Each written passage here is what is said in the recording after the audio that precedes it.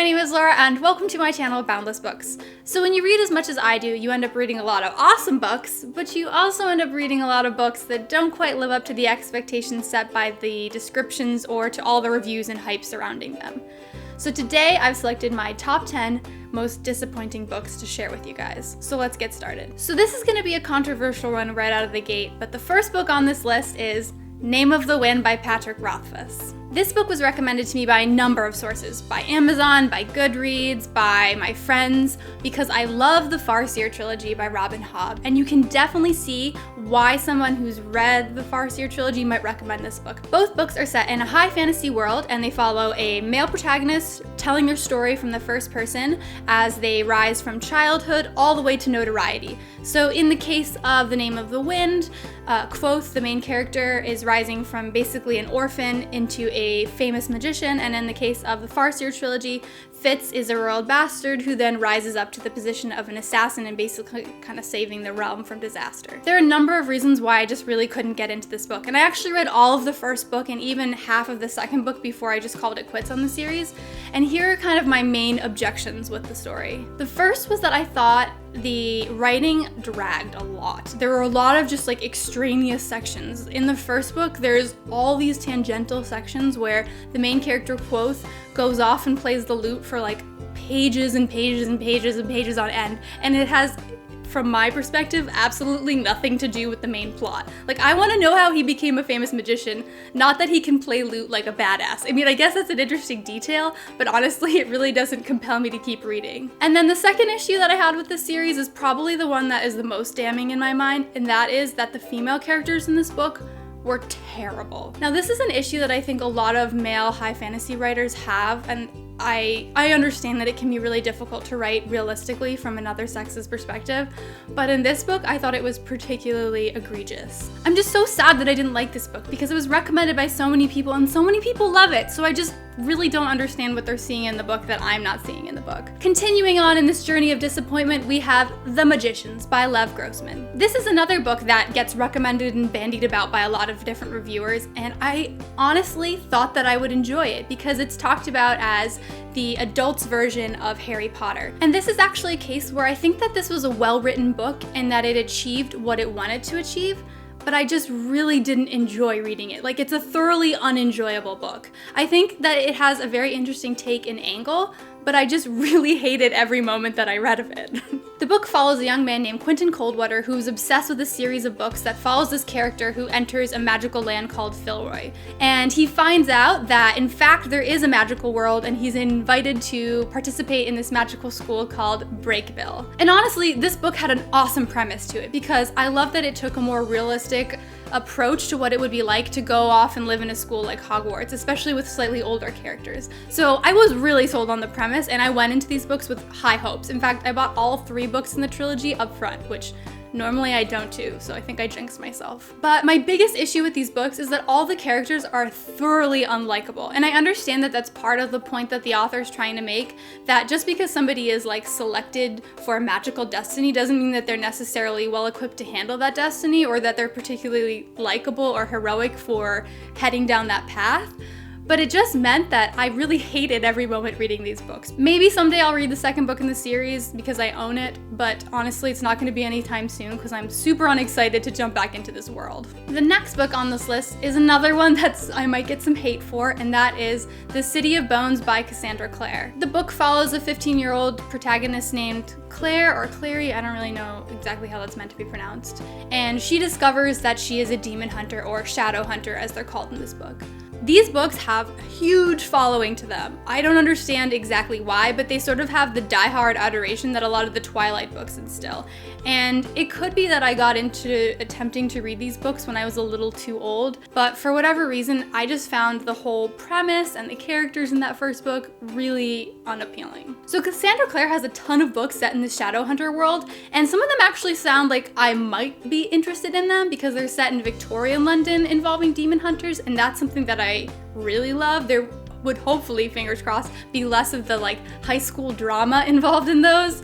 But I'm a little daunted about picking one of them up when I haven't read the books in the earlier series. So maybe one day I'll attempt to read one of those books, but until then, I think I'm just gonna pass on this whole series. The next book on this list is probably a book that's going to surprise you if you know my love for all things Robin Hobb and the Farseer trilogy, and that is The Fool's Fate by Robin Hobb. So let me explain why I'm including this on the list. By no means do I find this book to be bad. In fact, I loved the Tawny Man series, which came after the Farseer trilogy by Robin Hobb, and I think it's great. And if you love Fitz and you love his world and you want to know a little bit more what happens to him, I 100% recommend reading the Tawny Man series. However, I was just disappointed by how she ended up concluding the Tawny Man trilogy. So the reason I was disappointed in the third book might have a lot to do with the fact that I was reading these books while the author was writing them, so I had to wait about a year between each book in the series. So between the second and the third book, I had a lot of time to kind of imagine how the series might conclude, and then when I got the third book and sat down and avidly read it in one night, I was really disappointed to see that the author had sort of taken a different decision. And it wasn't that it was a bad way to end it was just that I kind of had my heart set on this alternate interpretation of how it might have ended. So I've reread this book a number of times to kind of reconcile my feelings about how it concluded, and I have to say it's not a bad ending to the series. It was definitely well thought out.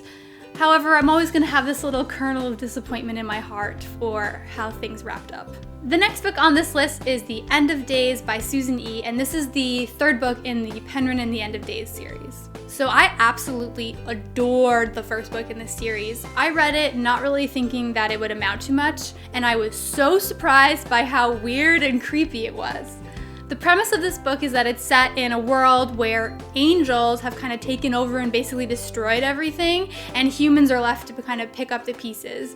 And Penryn is this sort of badass little Asian girl who's trying to survive in this world. While Penryn's trying to navigate this post-apocalyptic world with her really insane mother, she ends up meeting this angel who's had his wings ripped out and basically ends up teaming up with him. So after reading the first book, I had extremely high hopes for the next two in the series. But when the third book came out, I don't know, it rushed through the ending so fast that I barely had a chance to reconnect with the characters again before it was over. So I would still recommend this series in only that Angel Fall, the first book in the series, was so awesome and just unexpectedly good. However, I'm left kind of numb with how the whole thing ended. I really wish that there had been more originality put into the final book, or maybe more detail.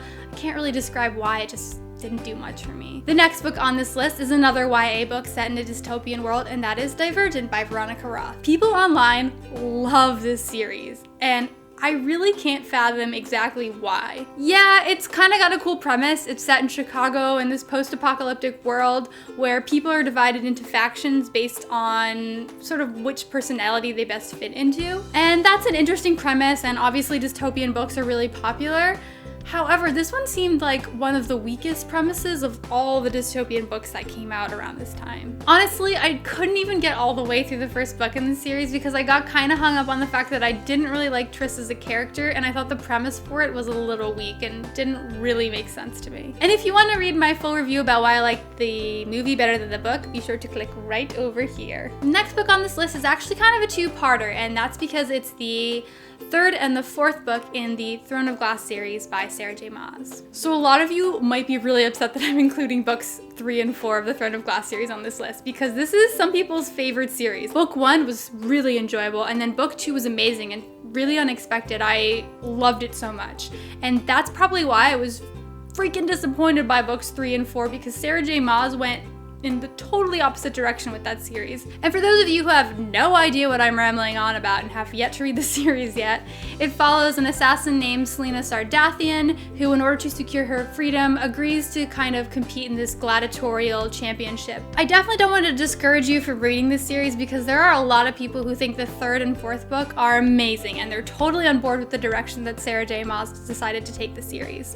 However, if you're like me, you might be very disappointed when you get to books 3 and 4, so just be warned, if you decide to pick this series up, you're in for a surprise. Hashtag Team Kale. The next book on this list is Finnikin of the Rock by Melina Marchetta. So I tried to read this book twice before abandoning it. I tried to read it once, couldn't really get into it, attempted to read it again, and still couldn't really get into it, which I find very disappointing. I'm upset I don't like it because people love the series, and apparently the next 2 books in the trilogy are awesome. This book follows a young man named Finnikin who's been exiled from his city, which has been cursed and basically trapped in with this magical bubble, preventing anyone from entering or leaving. So Finnegan, along with his guardian and a young alkalate, are on a quest to free the city from the curse and also to find the missing heir. So I can't really point my finger on what was wrong with this book because it really had a good plot premise and the characters were interesting. I just really couldn't get through it. It dragged in a lot of parts.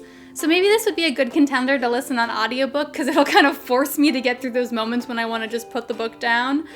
So maybe I'll buy it on audiobook and give it a shot again because I want to like it. I just don't. The next book on this list is actually not a book, it's a series, and that is the Wheel of Time series by Robert Jordan. The Wheel of Time series is one of those epic high fantasy series that is extremely daunting to read, but inevitably a lot of people do read it. It's like 12 books deep and it's supposed to be fairly epic, and each book is like 1,000 to 2,000 pages long. So I actually started reading this series when I was in high school. I read the first book, which was actually really interesting, and I was really engaged by how Robert Jordan set up the plot. And then by the time the third book and the fourth book came around, I realized that they were basically 4,000 pages of filler until he could finish writing the series, which was gonna be for like another 6 to 10 years for him to finish. So someday I will definitely try to read the whole Wheel of Time series because I wanna know how it concludes and just say that I've read this whole damn series.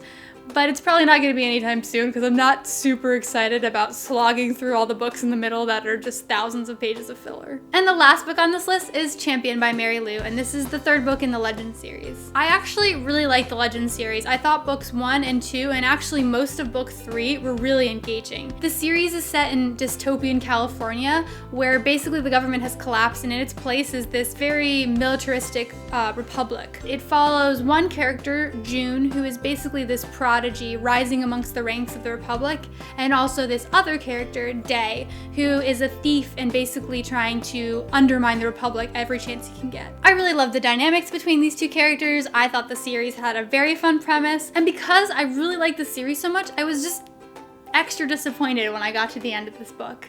And the author decided to use this nasty little plot device, which I'm not gonna say what it is, but I'm dying to say what it is, and it just drove me nuts that she decided to introduce this within the last like 20 pages of the book. The way that I felt after finishing this series was kind of how I felt after getting to the end of Lost, and you realize that all those hours you spent watching that freaking TV show were for nothing. Mary Lou has another series which I'm very intrigued about reading, but I'm a little damaged after getting through this trilogy, so I think I'm gonna hold off on reading that for a while. So there they are, my top 10 most disappointing books. Definitely let me know in the comment section down below if you agree with these choices or if you disagree, which is probably the more likely of those two options. But either way, please be sure to give this video a thumbs up and to subscribe to my channel if you want to see more content from me. And until next time, my name is Laura, and thanks so much for watching. Bye. What was the angels' names without wings? Rafe. Oh, it wasn't Laura? No. Ha ha ha ha. What a terrible joke. That was good. Terrible joke.